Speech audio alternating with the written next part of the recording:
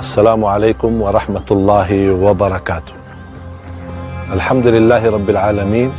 Wa ashhadu an la ilaha illallah wahdahu la syarika lah waliyus salihin. Wa ashhadu anna sayyidana wa nabiyyana Muhammadan abdullahi wa rasuluh sadiqul amin.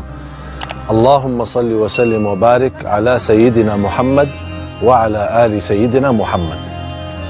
Pemirsa yang dimuliakan Allah Subhanahu wa taala, ibadah taubat sangat dianjurkan oleh Al-Quran dan bersabda Nabi Muhammad sallallahu alaihi wasallam. Banyak berintah-berintah Islam di dalam Al-Quran maupun di dalam hadis memerintahkan kita untuk selalu bertaubat. Nabi Muhammad sallallahu alaihi wasallam yang beliau bersih dari dosa maksiat, bahkan maksum, mulia dunia akhirat, sangat disayangi dan dicintai Allah, tapi beliau setiap hari beristighfar 100 kali. Sampai kata Abdullah bin Umar radhiyallahu anhuma, saya suka mendengar Rasulullah SAW di dalam satu majlis selalu berkata, Rabbighfirli wa tub alai innaka antat tawwabur rahim. Di riwayat Rabbighfirli wa tub alai innaka antat tawwabul ghafur. Ini Nabi Muhammad sallallahu alaihi wasallam selalu bertaubat, selalu beristighfar. Bahkan Nabi Muhammad SAW sendiri pernah bersabda di hadis yang sahih, Astaghfirullah wa atubu ilaih fa inni astaghfirullah wa atubu ilaih fil yawm 100 marrah. Rasulullah SAW memerintahkan kita selalu bertaubat dan beristighfar. Karena Rasul sendiri berkata, aku sendiri saja beristighfar dalam sehari 100 kali. Astaghfirullah wa atubu ilaih. Astaghfirullah alladhi la ilaha illa huwa al-hayyul qayyum wa atubu ilaih. Astaghfirullah al-azim alladhi la ilaha illa huwa al-hayyul qayyum wa atubu ilaih. Begitu Rasulullah SAW beristighfar. Ketika terbawa kata taubat, walaupun taubat dianjurkan setiap waktu dan setiap saat, tapi fantasnya kita bertaubat di bulan suci Ramadan. Bulan suci Ramadan kesempatan kita membuka halaman baru sama Allah Subhanahu wa taala. Artinya kalau tidak berkenan taubat di bulan suci Ramadan, kira-kira kapan taubat lagi? Kesempatan dapat ampunan Allah Subhanahu wa taala. Ya ayyuhalladzina amanu tubu ila Allahi taubatan nasuha. Allah Subhanahu wa taala mengajak kita, ayo bertaubat taubatan nasuha. Kalau memang ingin segala dosanya diampuni, bukan ternyata diampuni saja, tapi segala dosa itu dirubah menjadi kebaikan. Ini semua keberkahan taubatan nasuha, apalagi di bulan suci Ramadan. Pemirsa yang dimuliakan Allah Subhanahu wa taala, kita sebagai manusia punya perasaan. Biasa kalau ada orang yang menyakiti perasaan kita, menyakiti hati kita, menzalimi kita, bersalah atau memfitnahi kita, itu hal wajar. Kita berada di dunia, bukan di surga. Kalau ada orang yang berkeinginan hidup damai, hidup tenang hati, tenang fikiran, tidak akan merasa dinyakiti, itu hanya di surga. Oleh karena itu, mestinya kita belajar bagaimana menjadi manusia ikhlas, selalu memaafkan, selalu meminta maaf sama orang lain, apalagi di bulan suci Ramadan.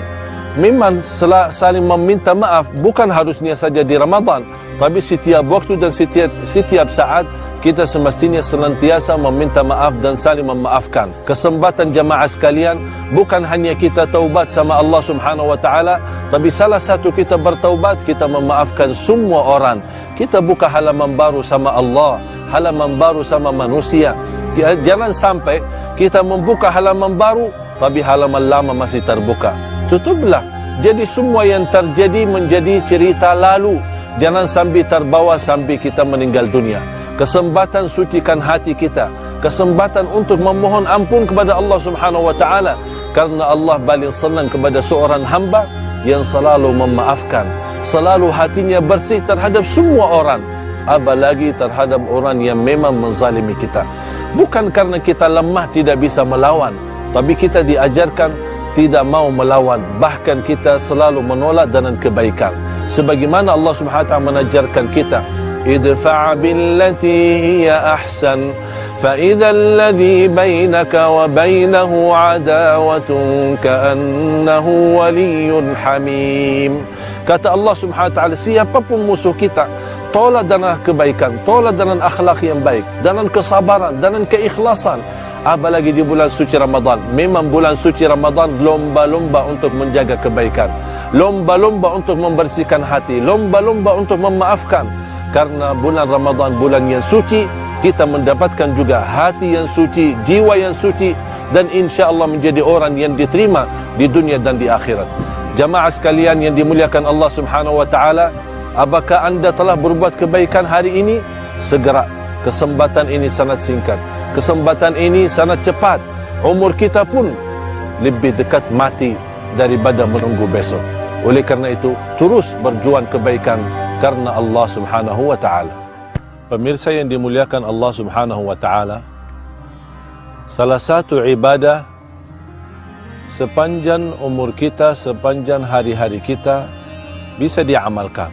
Tapi di bulan Ramadan, ibadah ini memiliki keistimewaan yang luar biasa. Ibadah sedekah. Di dalam Al-Quran banyak ayat Allah kaitkan antara salat dan sedekah. A'udzu billahi minasy syaithanir rajim. Bismillahirrahmanirrahim. Alif Lam Mim. Dzalikal kitabu la raiba fihi hudan lil muttaqin. الذين يؤمنون بالغيب ويقيمون الصلاة ومما رزقناهم ينفقون. صدق الله العظيم. Allah Subhanahu wa taala gambarkan bagaimana sifat orang muttaqin. Di antara sifat mereka, mereka tunaikan salat dan menginfakkan sebagian rezeki di jalan Allah Subhanahu wa taala. Apalagi di bulan suci Ramadan. Nabi kita Nabi Muhammad sallallahu alaihi wasallam, nabi yang paling dermawan. Nabi kita Nabi Muhammad sallallahu alaihi wasallam, salah satu sifat dan akhlak yang mulia beliau sallallahu alaihi wasallam adalah kana ajwadan nas wa kana ajwada ma yakunu fi Ramadan. Salah satu sifat akhlaknya Nabi kita Nabi Muhammad sallallahu alaihi wasallam adalah kedermawan. Kedermawanannya terlihat sekali apalagi di bulan suci Ramadan. Sampai ada sebuah kasidah syair yang pernah berkata, Nabi Muhammad saking dermawannya tidak pernah berkata tidak, hanya di dalam kata la ilaha illallah. Begitu luar biasa Nabi Muhammad SAW mengajarkan kita untuk menjaga bersedekah.